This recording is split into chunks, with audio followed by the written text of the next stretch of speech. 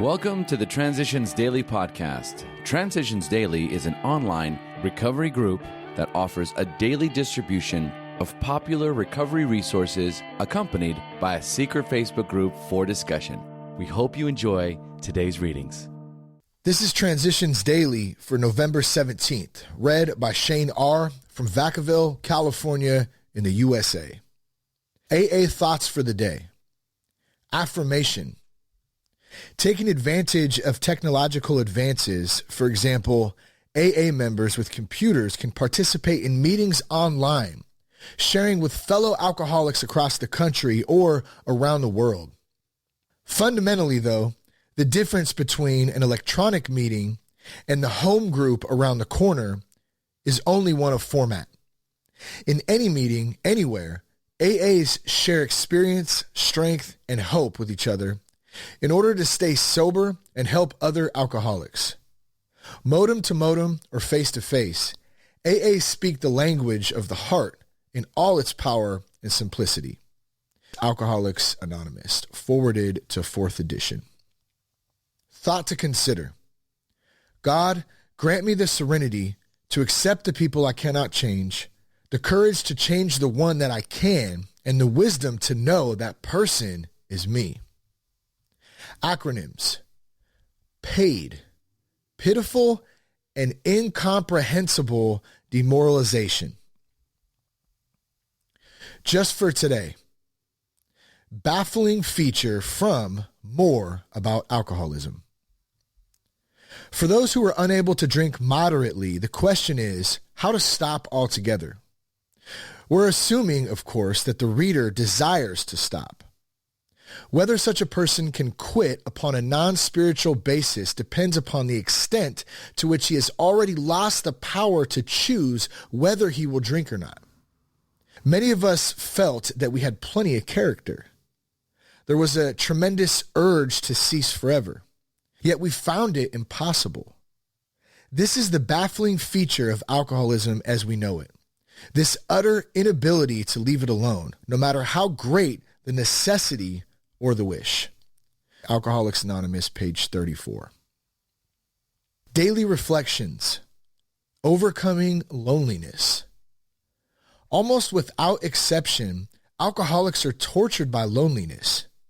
Even before our drinking got bad and people began to cut us off, nearly all of us suffered the feeling that we didn't quite belong. As Bill sees it, page 90. The agonies and the void that I often felt inside occur less and less frequently in my life today. I've learned to cope with solitude. It is only when I'm alone and calm that I am able to communicate with God, for He cannot reach me when I'm in turmoil. It is good to maintain contact with God at all times, but it is absolutely essential that when everything seems to go wrong, I maintain that contact through prayer and meditation. As Bill sees it, results of prayer. As the doubter tries the process of prayer, he should begin to add up the results. If he persists, he will almost always surely find more serenity, more tolerance, less fear, and less anger. He will acquire a quiet courage, the kind that isn't tension-ridden. He can look at failure and success for what they really are. Problems and calamity will begin to mean his instruction instead of his destruction. He will feel freer and saner. The idea that he may have been hypnotizing himself by auto-suggestion will become laughable. His sense of purpose and of direction will increase. His anxieties will commence to fade. His physical health will be likely to improve. Wonderful and accountable things will start to happen. Twisted relations in his family and on the outside will improve surprisingly. Grapevine, June 1958. Big Book quote. Putting out of our minds the wrongs others had done, we resolutely looked for our own mistakes. Where had we been selfish, dishonest, self-seeking, and frightened? Though a situation had not been entirely our fault, we tried to disregard the other person involved entirely. Where were we to blame? The inventory was ours, not the other man's. When we saw our faults, we listed them. We placed them before us in black and white. We admitted our wrongs honestly and were willing to set these matters straight.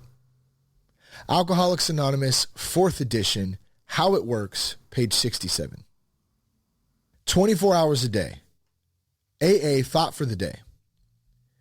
Everyone has 2 personalities, a good and a bad.